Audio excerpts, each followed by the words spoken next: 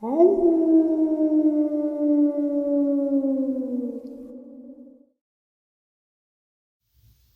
greetings and salutations, everyone, and welcome to tonight's middle of the night bonus upload. Before we get into it, a couple links. As you all know, I rely on Patreon, PayPal channel membership, and the merch to help the channel to continue to grow and go. Links to Patreon, PayPal, and channel membership is in the description below. The merch is displayed directly under the video. Also, Dogman Frightening Encounters, Volume 1 through 3, the audiobook versions. They all were written and researched by Tom Lyons, narrated and produced by me, Jeff Nadolny. Those audiobooks are available on Audible, Amazon, and iTunes, links to which are also in the description as well. And finally, last but definitely not least, if you'd really like to help support this channel to continue to grow and go, simply subscribe. It does not cost you a cent. Click that like button, takes half a second.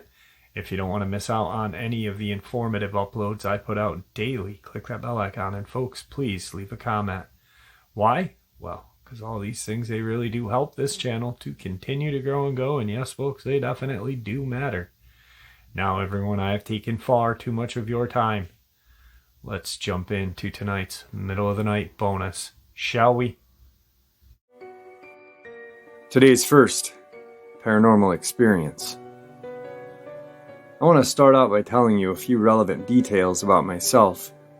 I'm a 23-year-old student. In my lifetime, I've had a few experiences that can be labeled as somewhat paranormal. But only 2 of these stand out from all the others. I'm a skeptic myself and wouldn't believe any of these things if I wouldn't have been the one who had experienced them. I regard myself as a man of science. I always try to find a logical explanation for everything, even if it means to prove myself wrong. I have no mental disorders, and I don't use, nor have I ever used any drugs. I rarely drink alcohol, and I am healthy by all standards. If it makes a difference, I am an atheist. My first paranormal and perhaps the most frightening experience occurred when I was about 8 years old. I was with one of my friends, who is 1 year older than me. At the swimming hall, we saw this one strange kid walking near the pool. It appeared as if he had some sort of strange illness that made his body distorted. His skin color was extremely pale. He had no hair at all. He was unusually skinny, and his bones could be seen jutting underneath his skin in all unnatural fashion. Strangely enough, despite all of these things, his body was perfectly symmetrical. In a way, he reminded me of Count Orlok, a vampire in the old black and white movie, Nosferatu. The kid walked into the water and then just stood alone, motionless, in the middle of the pool. There weren't any other people near the particular pool. Me and my friend stood on the side of the pool, and the kid had his back turned toward us. Not even once had he turned towards us, so we assumed he wasn't aware of us. I jokingly whispered into my friend's ear that there was something really wrong with this guy. Then all of a sudden the kid turns towards us as if he heard every word. He had this mad, unnatural grin on his face as if he was enjoying the situation. His eyes were as if that of a serpent, and we saw this long snake tongue coming out of his mouth. It must have been at least 4 inches long, red in color, extremely thin, and forked at the end. It jerked from side in an exact way you would see a snake's tongue move. Then he dived underneath the water's surface, swam extremely fast, so that we couldn't see him anymore. We were frightened and quickly ran away from the pool. We then tried to explain to other people that there was some sort of monster in the pool, but no one believed us. They thought that we were joking around. The strange-looking kid wasn't seen anywhere either, so there was absolutely nothing we could have proven. We never spoke about the incident until 10 years later. I had already started to wonder if it was some sort of crazy dream. Despite that, I could still remember the whole day, not just the incident. So I started to talk to my friend about that time we were at the swimming hall. He then asked me if I was talking about the time we had seen the snake kid. Not only did he confirm the story, but he could even recall some other details which I hadn't seen. We tried to think of a rational explanation, assuming that maybe the kid had some sort of rare genetic disease, and then he decided to pull a strange trick on us. We even questioned 2 doctors if there was a medical condition matching our description. Guess what? There wasn't.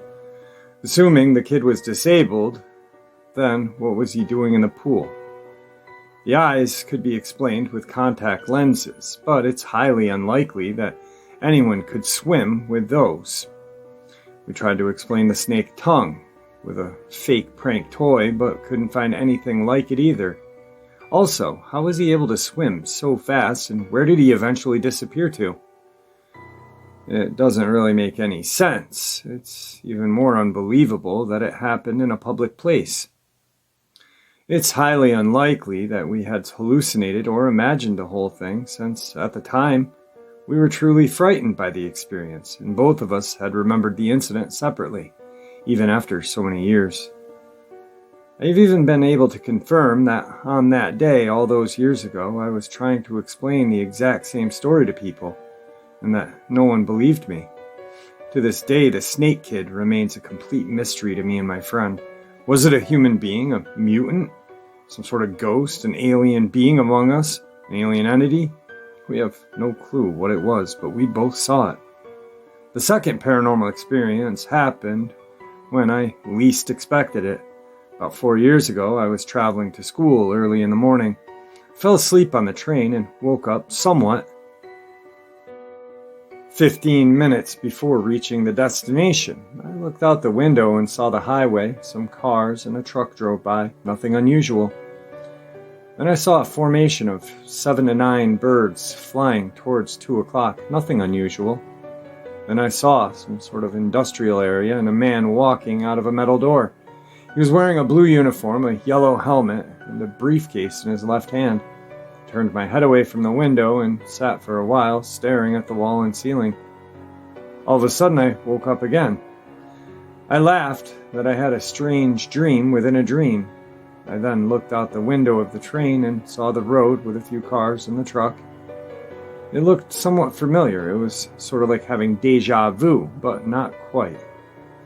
It was like living the same moment again.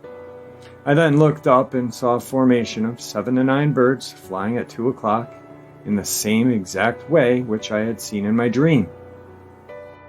I quickly remembered that in about a minute there would be an industrial complex, and I started to wonder if I would see a man in a blue uniform walking out the door. I was extremely curious and my heart started racing out of excitement. When the train began passing the industrial area, I saw the building and a metal door I had seen in my dream. Imagine my expression when I saw a man in a blue uniform wearing a yellow helmet and carrying a briefcase in his left hand, walking out the door. I pretty much jumped up and said, "Holy crap!" I realized this may have been extreme coincidence, but it's still unbelievable. It was as if I had coincidentally traveled back in 5 to 8 minutes in time. I know it's impossible to prove, but it really happened. So yeah, there you go. These are the most incredible paranormal experiences I've had. Today's second paranormal experience. There's a lot of backstory with me and my paranormal experiences. I've been out at night and seen things I cannot explain. Fully cloudy night, but the whole sky flashes 4 different colors before returning to normal, with witnesses. Dreams of deceased people before their death occurs, communication in dreams with deceased, heard 3 knocks on my door at night, and other freaky stuff. But I'm getting off track. There's a lot of backstory with what I believe led to this appearance, but it's very long and hard to believe, so I'll leave it out, unless anyone is interested. Anyway, it was night. I was in high school, maybe sophomore or junior year. Myself, my brother, and 2 of our friends were outside sitting in the bed of his truck, talking about religion. I grew up Southern Baptist, but being in such a strict Bible-thumping area, I lost interest in organized religion altogether. I was mentioning something about the Bible. I don't remember what edgy teen crap I probably said. I started joking about it. And then suddenly I just turned my head to look at the brush about 5 feet away. That's when I saw this thing. I've never seen anything like it in my life, nor will I ever again, hopefully. Underneath that bush, this thing was crouched, looking like it was ready to pounce, like a cat mid-stalk. It was reptilian, with large eyes, no pupils, tusks or fangs, and a short nose. If it stood up, it'd maybe be 4 feet tall. It was only a fraction of a second that I saw it, and it vanished into thin air. There was nothing in that spot that my brain could have mistaken an object to be such a predator. I'm very analytical, so I've thought about this for years. My brain is really messing with me, but I have no explanation to this date. I still remember it with vivid detail, even now being 21. Needless to say, I said, "What the?" and ran inside, everyone looking around confused, out of their minds. They came inside and I told them what I saw. Needless to say, we stayed inside for the rest of the night. My mom brought sage to try to purify the house after I told her. My experiences with all the negative spirits following me stopped for a while after that, but soon returned. I believe that thing followed me until I was 18. When I met my now husband last night, I felt his presence. I had him over for the first time, and late at night I heard clawing in my walls in the house. 3 knocks on my front door. He knew about my experiences, and was shocked to see it firsthand. That was the most active it's been, and I think it knew how strong spiritually I guess my husband was. He told it to get away from my house, and it wasn't welcomed here anymore. That's when all the knocking began. After that night, I never felt it again. I haven't had any negative spirits bother me since. Also, to clarify, the experience did not push me back to Christianity. I believe that one's personal spirituality is enough to protect against evil spirits. Today's third paranormal experience. Okay, here it goes. I live in a house from the 1700s in a very historical European city. We've had hauntings from day one when we moved in, my husband and I. Nothing sinister, but a woman who had obviously died from a stroke and didn't realize she had passed on. Whenever she was close to you, you got instantly nauseous and dizzy, so I had to perform a cleansing to help her over the threshold. Both my husband and I are very sensitive to these kinds of things, and we do not mind family or good-natured spirits from beyond visiting us, such as my great-grandmother, who is a common visitor, noticeable by some hijinks she did when she was alive as well, or his mother, Pats the cat. However, for the last 2 months, we had no visitations at all, and it stopped after my husband saw or sensed a black dog. I at first didn't react, as we had previous pets appear in the corner of our eyes, but it later dawned on me, neither of us had a black dog, only black cats. Now, to my concerns. This weekend is my great-grandmother's birthday, and usually a weekend of more activity from her. Nothing from her, however. However, the cat refuses to walk in certain areas of the house, and I've been increasingly seeing what I can only describe as a pitch-black wolfhound in the corner of my visions at night. We were awoken by the cat freaking out, and more lately, not the usual zoomies, but literally growling and arching his back at something unseen. 5 days ago, I woke up with a large bruise on my thigh that looked as if someone was biting me. No wounds, just a huge mouth-shaped bruise. I'm afraid we may have gotten something into our house that does not belong here. I have lit incense, made it more aggravated, and could hear growling throughout the evening and night. Decided to contact the local Catholic church, despite being Lutheran. I got a St. Michael's medallion from a priest. Guess I should listen to one commentary regarding St. Michael. Cleansed the house with sage and closed all the doors and windows with a line of rock salt. Got my first peaceful night of ages. However, I was cautioned that it may just be temporarily and require a priest to come back and bless the home. So the activity did die down for a few weeks following the last update. However, it seems it's not over. Last week, my neighbor had been visited by this same creature. I hadn't told her of our experiences, however, she told us. She had seen it late in the evening on September 25th. She chalked it up to being tired and emotionally exhausted after her pet bunny had died suddenly. Only 2 years, and she had others living for far longer.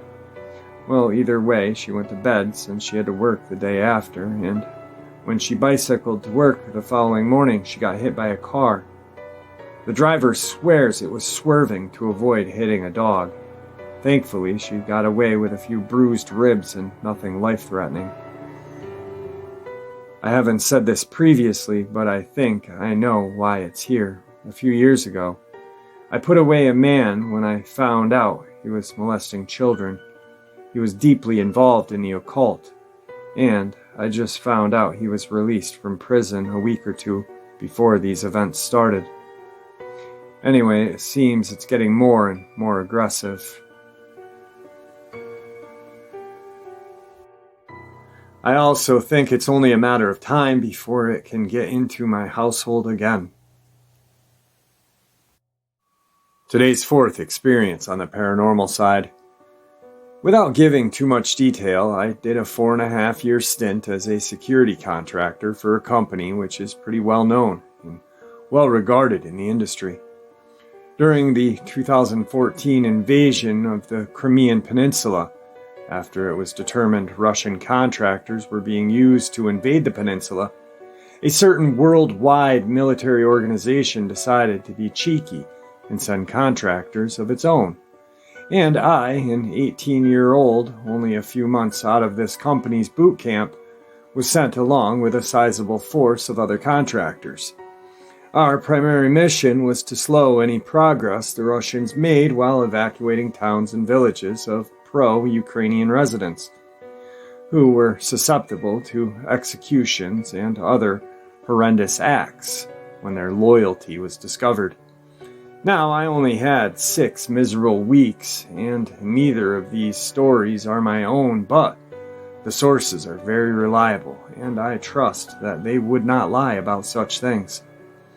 So the first one I'll tell is of Platoon 62. Platoon 62 comprised 2 squadrons of 12 men each and were solely tasked with evacuation duties. According to the 2 people who had told me what happened, P-62 had called in at approximately 14:45 hours, or 2:45 p.m., and notified command that they had encountered heavy incoming fire and that they'd be seeking an alternative route to get to their destination, and reported no casualties. At 14:52, they called in again and advised one truck had been hit by an explosive and that the vehicle was now immobile.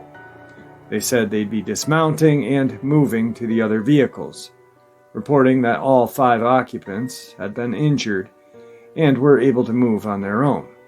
Multiple attempts to reach them failed after this. 2 hours go by, and then the last call from them came in saying they were all wounded, some dead, they needed a medevac.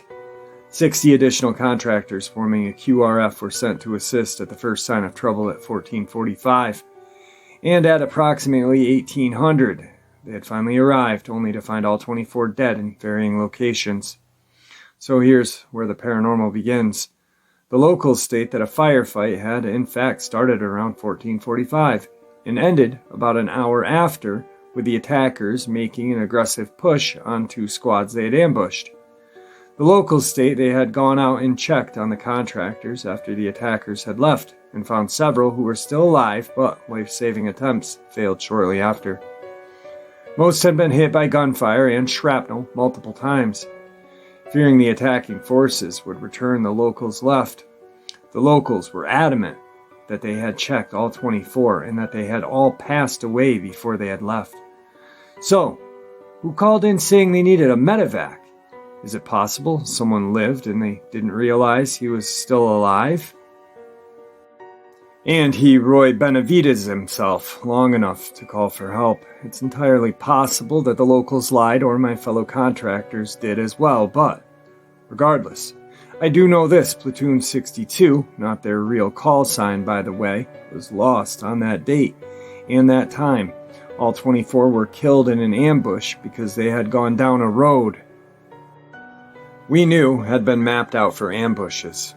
We know most of their equipment was damaged in the ambush, including most comms, and that the official release states there were signs indicated someone tried to save a few of them. Regardless of what happened, whether or not that last call for medevac ever came in, we lost 24 great guys that day just trying to save lives. Task Force Blitz, or TF Blitz, or just Blitz, as we called it, was a slowdown task force formed to do as mentioned above, and that was a slowdown any advancement made by the Russians, composed of 150 contractors. It was formed early on, but my squad wasn't attached until I had been in country for about 3 weeks. None of this matters to the story, it just provides some background. It's not uncommon to be given maps that are heavily outdated, or that were completely leading to confusion when we stumbled upon roads and villages that were not marked. Also, it's important to know that GPS was working, but due to bad weather at the time, most of our GPS units were not functioning properly or reliably. Hence, why we relied on maps. While en route to an assignment, the units in the front of our column reported a small cluster of approximately 20 houses and buildings, approximately a half a mile east from the road we're on. Of course, our maps did not show this village. It was decided early on that since we could not confirm previous teams had searched this village, we had to do it again. So my squad of 10 and another of 10 dismounted and approached, joined by 2 armed interpreters. My squad approached from the southwest, the other from the northwest. Maintaining comms while approaching, we identified a gas station, about 15 total homes and apartment buildings. What looked to be government-type building, and 3 buildings I could not possibly identify. So, little by little, we cleared each building. Unfortunately, we did find a few deceased people along the way. Throughout searches, on our end, nothing. As we're wrapping up, the other squad comes out with 2 children and a dog. All 3 appeared to be emaciated, and our medics began treatment while we established a defensive perimeter and waited for an evac platoon to come. The children were picked up. We carry on. Later on, I got to talk to the guys who found the children and dog. And this is where the paranormal begins. While clearing out one of the apartment buildings, the members of the other squad who found them, who I'll call D, interpreter, T, and P. T and P were point, while D covered the rear. All 3 encountered a locked apartment door. T and P confirmed the door handle was locked and the door was firm in a closed position. So they prepared to breach it with a Halligan, when the door simply popped open before they could even get the bar in to the door jamb. Inside they heard what they perceived as a elongated whisper, which D stated was loud enough for him to determine it was something said in Ukrainian. He just couldn't confirm what was exactly said. They proceeded to hold their position until additional contractors came with them. They entered the apartment and searched and found the 2 kids and the dog in the living room closet, covered by several items of thick clothing. A woman was found down the hallway in the bedroom. She had been deceased for several days, if not a week at that point. Her injuries believed a result of a brutal assault. After the fact, before hearing this, it was confirmed that the evac platoon had visited this village about 5 days before, followed 2 days later by another task force. Neither reported finding the children or the woman when cleaning the village. Though it is determined later on members of that evac platoon had committed crimes against women and children, and the time frame of when they were lines up to her death. What stands out is the locked door. They confirmed amongst themselves it was locked, and they were willing to risk any element of surprise both to that apartment everyone that they hadn't cleared or break the door down before it simply popped open. I will say T and I worked together several times after our time in the Ukraine, and he established himself as a great contractor, and he exhibited a great moral character. I know from my time with him, he would not have lied, so I truly believe this happened. As far as knowing truly why that door popped open, I believe that woman in the afterlife waited for her kids to greet them as they crossed over, knowing she could not save them, and she did her best to protect them by locking the door when she saw our boys coming down the hallway. Perhaps she realized they were different. Perhaps she took a chance, hoping they would save her kids regardless. The last I heard, only the dog passed away, so she can rest knowing we saved her kids. So like I stated before, I was a security contractor for 4.5 years and worked both stateside and overseas. Most of our state-tied contracts have us doing what some would describe as military police duties, just on a private level. So we do access control, patrolling, respond to 911 calls on facility grounds, etc. Most of these locations are pretty rural, located in the western half of the United States. The kind of places where you can still see the stars at night. This event happened in 2015 around May and was probably one of the most WTF moments of my career at that point.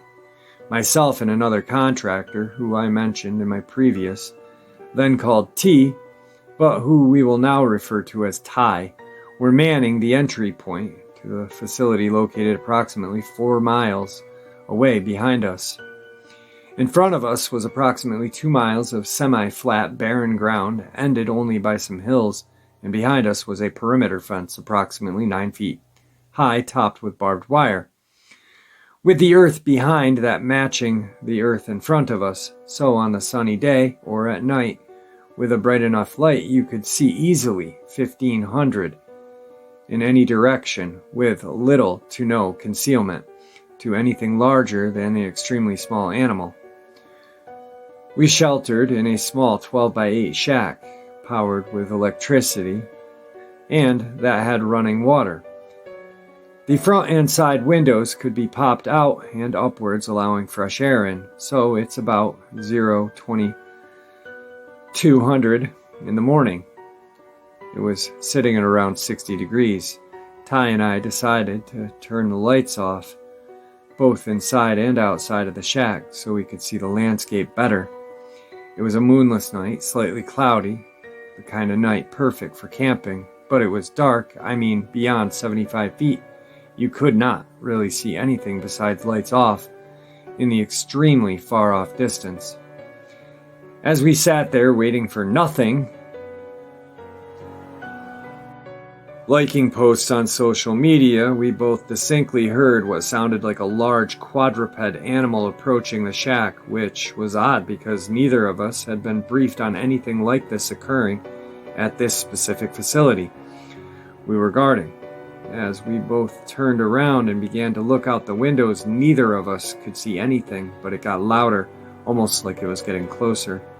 At this point, you'd expect to see at least an outline of something, because it sounded like it was easily within 50 feet of us, but nothing. We both were confused and justifiably concerned. Neither of us were talking. We just listened and communicated with our concerned looks. This is what really messes with my head, and his, to this day. The closer it got, the slower the steps got, and eventually it sounded like they went from being quadruped to biped. I'm talking, it sounded like someone was now within 10 feet of our shack, just casually walking around it.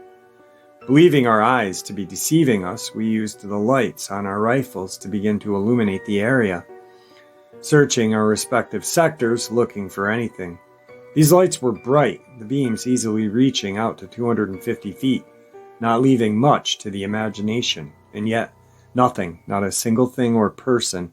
But yet, once we turned the lights off, the footsteps continued. I would have bet money I was dreaming if I was alone, but I wasn't. I had someone with me confirming what I was experiencing and it to be real. We began to talk amongst ourselves. Night vision? Since we're working at a night post, we're directed to bring our issued night vision goggles with us. So we use those and start scanning. And we literally cannot see a thing, but we can still hear the footsteps.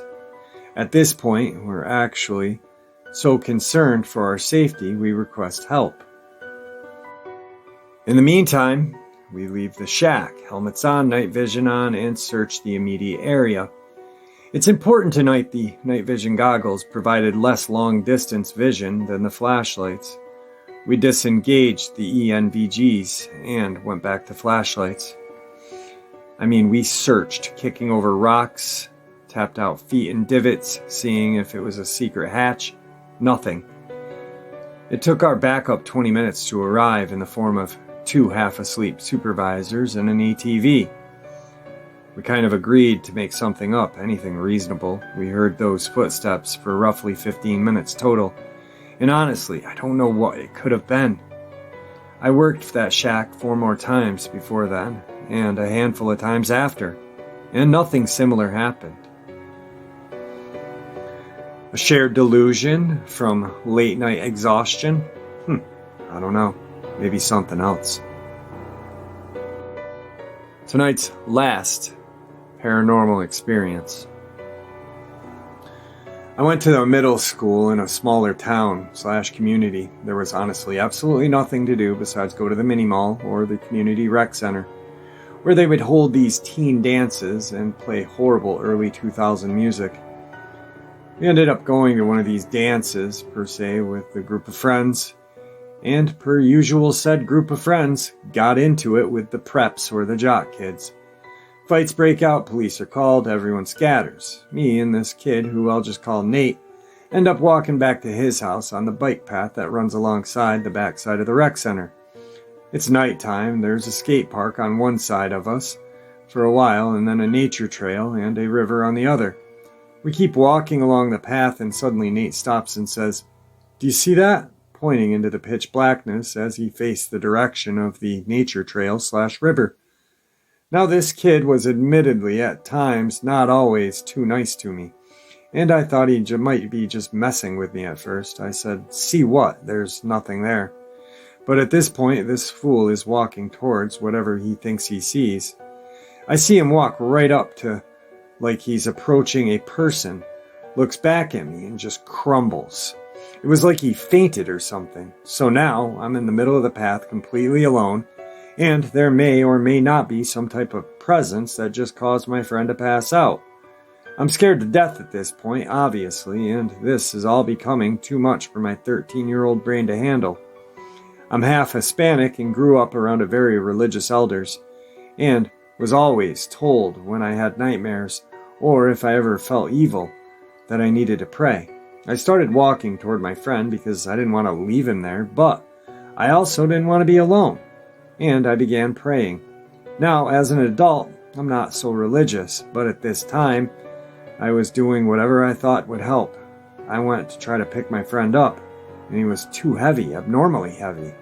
I was big for my age, and he was much smaller than me, height and weight-wise, and it was like I was trying to pull a full-grown man up. I know dead weight, but this felt different. He also was ice cold to the touch, despite it being middle of summer. I start to drag him and was praying and focusing on this one particular star as I did so. Not really sure why looking back, but I focused on this star and prayed repeatedly.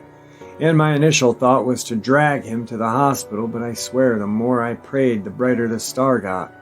And it was like he was revived or something. He woke up, annoyed that I was dragging him and scuffing his Iversons, and confused about what had happened. He said that he saw an old man near the tree line when he was walking, and he had motioned for Nate to come towards him. He said once he got close to the old man, this thing put this freaking hand inside of him, which was what apparently made him pass out. I was happy he was okay, and that I wasn't alone, and we ended up walking back to his house like nothing happened. But I believe something did happen to Nate that night. Fast forward a month or so later, and per usual, I'm meeting up with my friends to once go to one of these dances because per usual, nothing's going on. I get to Nate's house and the whole feeling is off. Hard to describe, really. I go downstairs to Nate's room and he's not in there, but this sometimes happens, and we're good enough friends that I'd just wait for him to pop up, which he normally does. But this time, there's nothing. I go back upstairs and every single animal this dude had, which is like a cat or two, and a small dog, if I remember right, were all standing hair raised with their backs to his front door, staring up. And I see Nate sitting over this banister he had in his house in this weird way, feet dangling. Didn't see him there when I came in. He was just silent, scribbling and mumbling something. "What's up, man?"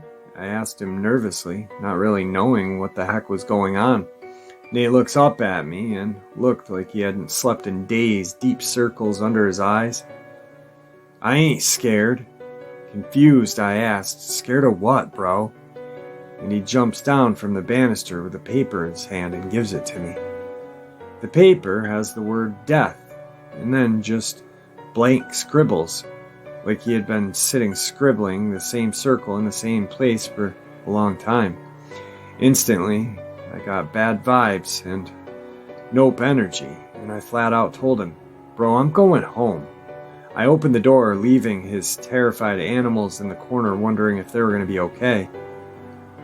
Long story longer, Nate eventually got into a lot of trouble, dealt with some pretty crippling vices, and though he's still alive now, looks like the shell of his former self, or just not what you would have expected this kid to grow up to be like.